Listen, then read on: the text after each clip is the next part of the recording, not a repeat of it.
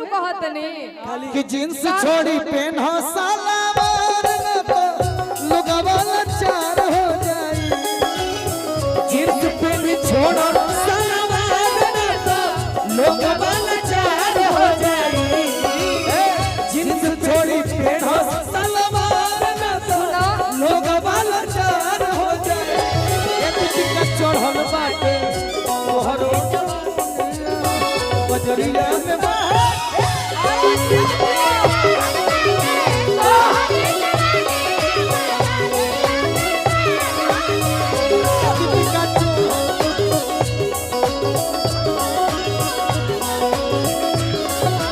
यही सुनु कहत नहीं कि तोह लोग ना कभी कभार बोले लगे लोग ना हम कि हमरा वही चीज से हमरा सुनिए देखिए ये गलत जगह जा रहा है। अधिका के दादा मत बनो लो। सुनो सुनो अधिका के दादा बनबो लो तो फिर हम जो बोलना चाहिए गायकी के बात गायकी में हाँ, ये ना तो फालतू के बात नहीं, करबो तो हम भाई फालतू के बात करे वाला ये तो अभी पटका पटकी हो जाओ। ठीक है बात राहत फतेह अली खान होगा। नहीं देखिए गाना गाओ सुना ना सुन दीप जानते हो हम सही भाई रसवा से भर लग गरिया सही भाई एक नंबर सही। तो हम लोग के यही काम की वजह से हमरा याद होता है एगो लाइन हम ना कहनी 3 गोला करावे के भाई ना ना तर हम तो थोड़ी कहता नहीं वो तो फरमाइश आइल है तो हम कहनी सुनो लेकिन हम एगो लाइन हम कहो ओकरा बाद दू गोला कर रहलो ठीक बा है कि मान लो कि हम वो लेवल पे ना जा सकीले जो भी आप लोगों को हमारे कहना है, दायरा गीता बा। पर हाथ रख कर कहिए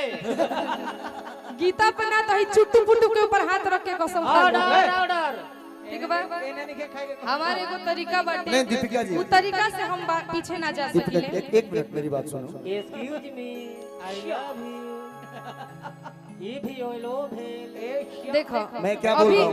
अभी देखल कर नुलू अभी हमरा के एक मिनट लेवल में करिए इस मंच का मतलब ये नहीं है कि आप मंच का मतलब ये नहीं कि आप कुछ भी अरे कर सुनबू तब ना एंजॉय होता दीपिका ये कैसा एंजॉयमेंट है पब्लिक के लिए पब्लिक आपको कुछ भी पब्लिक तो ये नहीं बोल रहा है कि अच्छा नहीं की बोला ना हाँ ना अल्लाह तो फिर ऐसा आप लोग करिए फिर क्या कर सकते हो अगर जिस दिन आपके छवि पे भोजपुरी को अश्लील मत बनाइए नहीं बिल्कुल मैं भोजपुरी के खिलाफ हूँ अश्लीलता के माने खिलाफ पद्म श्री के जिम्मा ले बड़ बिल्कुल जिम्मा ले ले भाई बिल्कुल जिम्मा ले ले भाई अरे अगर मनोरंजन नहीं कराइए लोगों को। मनोरंजन क्या है अश्लीलता से भारत सलमान खान बोले कि दाया गाल के चुमा ले हल साह गोल करिया अब पाई गई ना हम सिपाही में नौकरिया ओइसन गाई जिस अच्छा चलिए 1 मिनट गाई जिस दिन चुम्मा के सबसे लोग लजाते थे उस दिन भोजपुरी का सुपरस्टार चुम्मा क्यों गा रहा था?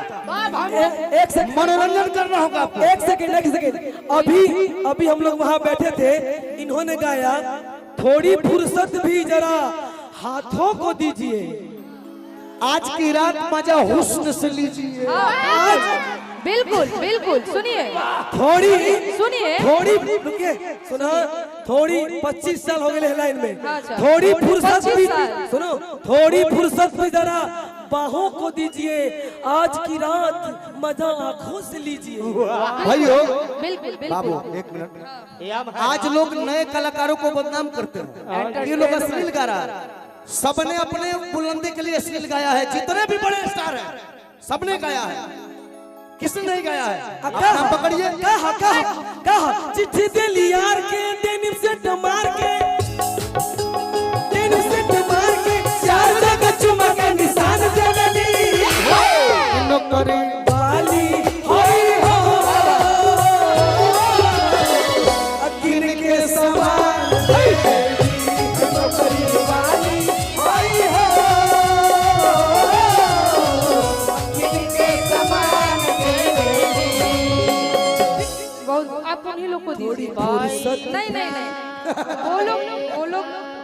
वो लोग ज्यादा अच्छा कर रहे हैं वो लोग को दीजिए क्योंकि ये एंटरटेनमेंट है। ये एंटरटेनमेंट है तो ये एंटरटेनमेंट मुझसे नहीं एंटरटेनमेंट है और ठीक है। जनता के लिए क्योंकि जो जनता कहे कि वो आपको प्रस्तुत करना है नहीं वो जनता मांग रही कमेटी का तो डिमांड है आप लोगों का। अच्छा भैया बोला ये जानू सुहाग वाली बतिया आप लोग आइए तो बिल्कुल हमारे बात देखिए दीपिका इसको दिल पे नहीं लेना है। भैया रुक जाओ आप देखिए, हमारी अगर ये एंटरटेनमेंट है तो ये मुझसे नहीं होगा दोस्त- भाई मैं दोस्त- उस लेवल दोस्त- की नहीं हूँ दोस्त क्या गलत बोला गया आपको? कुछ गलत बोला क्या हम लोगों ने?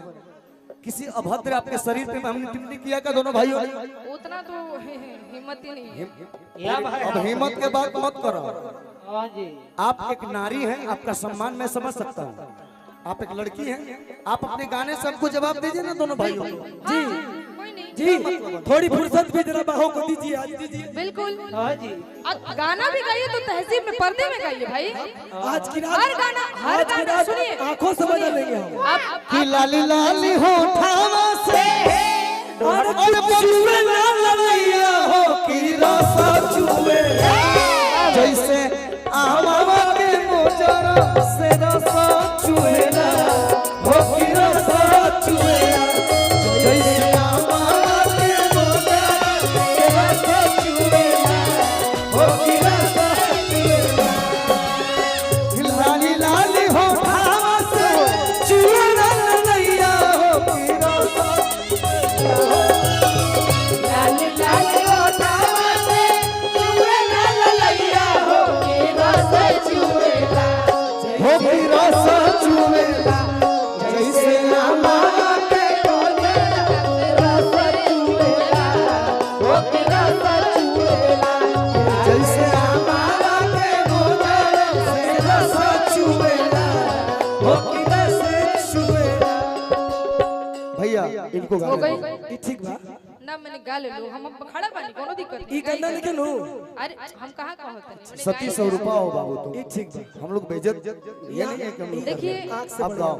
सब यहाँ पे अपनी अपनी बुलंदियां हाँक हमारे रहे तो भैया हैं। कह दो, 25 ये साल दुख बा हमारा। 25 साल अभी 30 साल से हैं, हम तो अभी भी पैदा हो रहे हैं इस लाइन 20 में। साल बे आप 20 साल से, आप 25 साल से, हम तो अभी आप पैदा हो हमसे रहे हैं। पहले की कलाकार हैं। हमको तो पता ही नहीं कुछ गाने के बारे आप में, उससे पहले की हैं। ठीक है ना? विशाल भैया की जोड़ी है आप। जी हम जी तो बहुत पीछे तो हैं।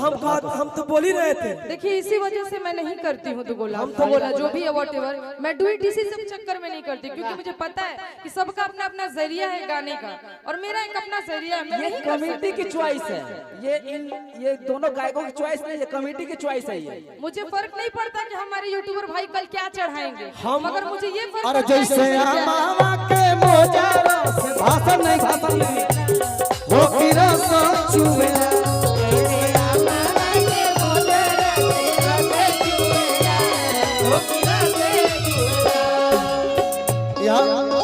हेलो चंदन, रूपवा सलोना व्यास जी, ए धनिया हो। व्यास जी, व्यास जी, आप बैठ जाइए, आप बैठ जाइए, आप बैठ जाइए। आप लोग दोनों लोग परफॉर्मेंस दीजिए। फिर कहता बुरा लग रहा है काहे के लिए? आपके मान ली कमेटी का फरमाइश है, आप कमेटी का तो ये फरमाइश बात पूरा कर कमेटी रहे हैं। समझेगी, ये बात कमेटी समझेगी। बिल्कुल बिल्कुल। कलाकार क्या होता है? कलाकार होता है ऑर्डर ऑर्डर भैया रुक जाइए, रौरा काहे कर माता नहीं, अरे अब कौन गलत का बता नहीं भाई। रौरा रुकी, रौरा रुकी। ऑर्डर।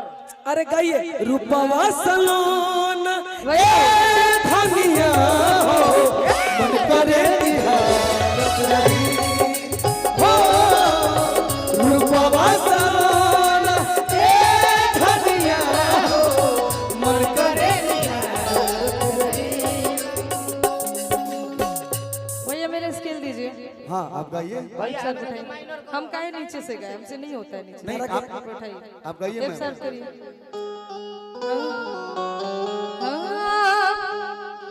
अरे कि पियो तू मोर भइला हो,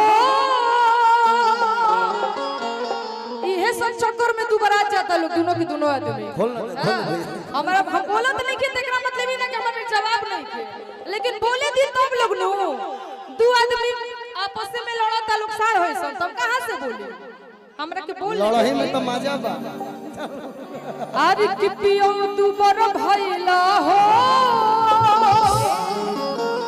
ना जाने कतने सवतिनिया के चक्कर में पियो तू मोर भइला।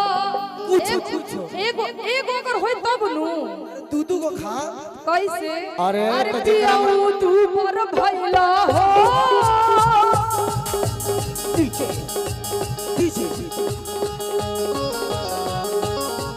सवतिनिया के चक्कर में पियो तू मोर भइला हो, पियो तू मोर भइला हो, सवतिनिया के चक्कर में पियो तू मोर भइला।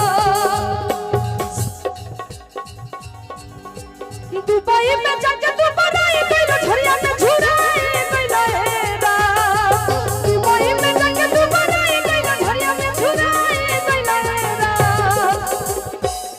अरे कौन जोड़ी खा के सब तिनिया के सैया झुराई गइल हेरा वाह वाह विशाल भैया के पातर कमर है देख जोड़ी बरियार बा अरे की कौन जोड़ी खा के सब तिनिया के सैया झुराई गइल हेरा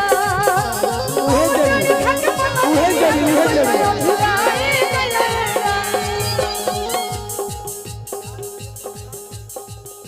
खाई के मकाहिया पाले राजा हमरी चले मका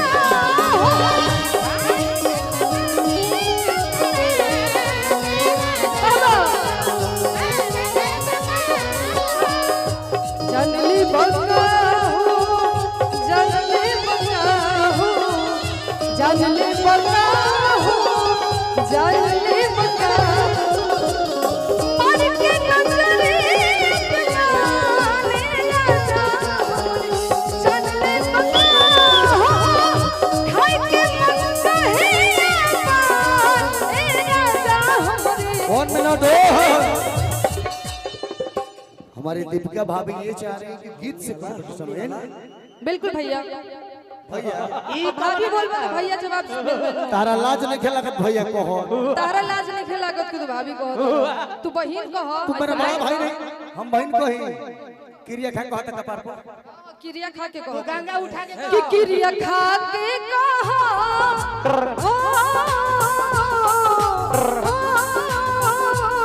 क्रिया खा के कहो ईमानदारी से का बोला कि प्यार नहीं हरे टकराई ससुरारी से प्यार नहीं हरे ससुरारी हेलो एक सेकेंड ये गाना मैच नहीं किया आपने भैया कहा अब फिर कह रहे हैं क्रिया खा के कहो ईमानदारी से प्यार नहीं कटरेगी ससुरारी से ना इहो गलती धरा गोली नु। ए विशाल भैया बिल्कुल बिल्कुल इहो गलती में कहे के चाहत रहे कि प्यार तो जवानी तक रहे कि बुढ़ारी से बताइए